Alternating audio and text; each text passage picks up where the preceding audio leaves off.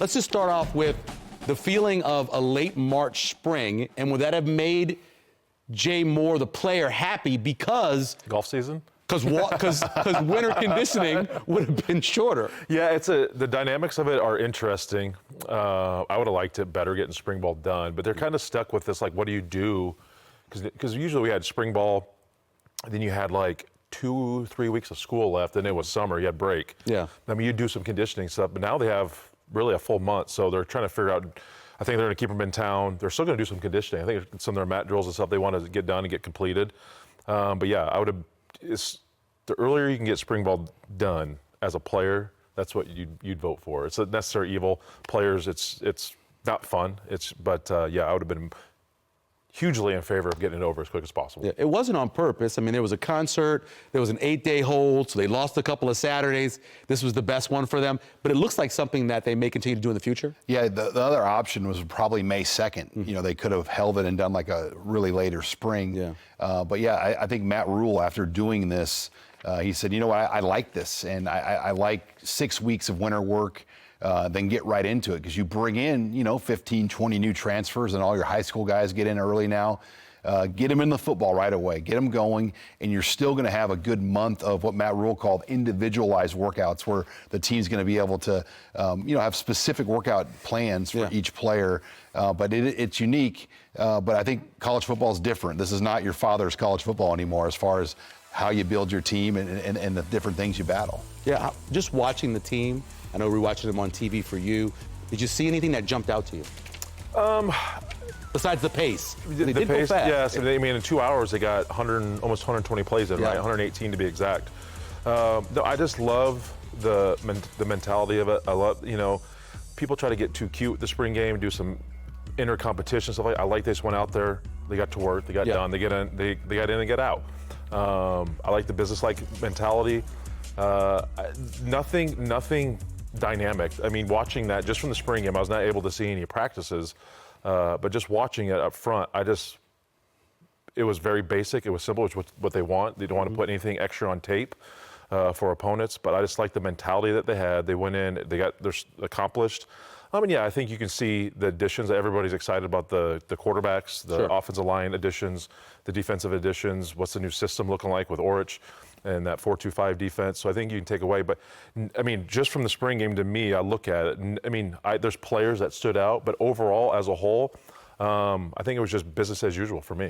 You know what I thought, Sean, I thought they had more pep in their step.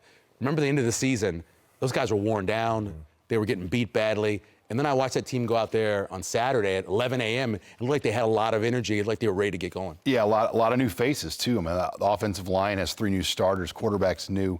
You're going to see 3 running backs that didn't play much at all last year, or if any. Yeah. So I just think the look and the feel of the offense, then with a new scheme on defense, which I think this scheme, and Jay will probably delve into this more, fits the Big Ten better, and hopefully can address some of the issues they had on the edge against the run. But yeah, just a different feel with this team. I still think we're probably learning like who the leaders are, how that's going to be. Like Ja'Cory Barney, I think we know is one of the faces of the team as a vocal leader, but we're still kind of learning like who are the guys on this team that will lead them and get them through the offseason. Yeah, I want to get more into the defense because the whole 4-2-5 and what that really means. But you saw Colandrea there throw an interception. That's going to happen because he's going to take chances. As a defensive guy, I don't know how you like that or not, but I do like the idea of, hey, let's try and make some throws. Because then he made that one to Barney down the sideline. He probably shouldn't have thrown. It was perfect. Well, this is, if you're going to take chances, right? You're going to do it in this way. I mean, this is a practice. It's a glorified practice. But yeah, you're going to have, with his ability to scramble, to me, it's what Johnny Manziel was to Texas A&M. His ability to create, when plays break down, that's where he's at his best. You're going to take chances. Yeah, anytime a quarterback rolls to his left and throws across his body, that's a no-no. He's going to do that. You're going to have some things where you're probably sometimes in games, you're probably pulling your hair out and thinking, no, you can't do that. But that's just what he brings to the table. There's times where you think, no, don't throw it. Then all of a sudden it's like, oh, great throw, great decision. His juice, his energy, I think that's what this offense needs. But yeah, you're going to have some of those hiccups and some of those things. But again, the back shoulder throw to Quinn Clark, in the end zone. That was a great throw and a great catch by Quinn. But I think his command of this offense, you can see, I'm still interested to see the tempo they want to do with this offense with him. I think that really is predicated on what this defense can handle, right? You go up tempo as an offense, all of a sudden you're leaving your defense out to dry, playing 90, 100 snaps a game potentially.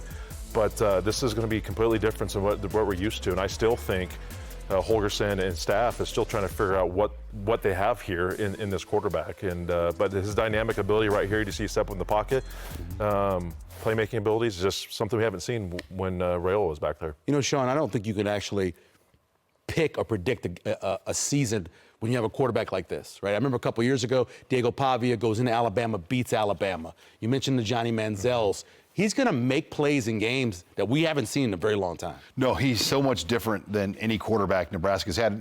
Adrian Martinez obviously had that ability. He's more Taylor than he is. He's quicker, I think. And just, yeah, his ability to create, I think, makes some of these unknown games wild cards. I mean, I don't think you have a feel for how Nebraska matches against Washington or Iowa or Illinois. We know Indiana and Oregon and Ohio State are going to have a huge edge in terms of probably their overall rosters.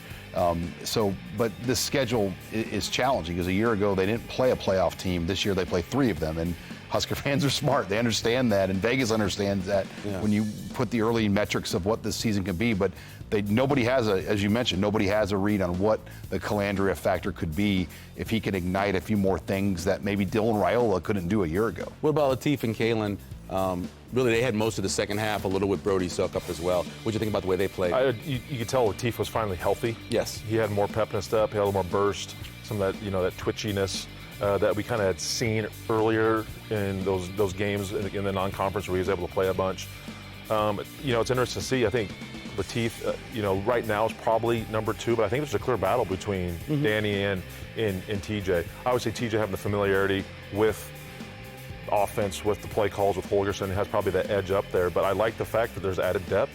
Anthony Colandrea is QB1, almost certain of that.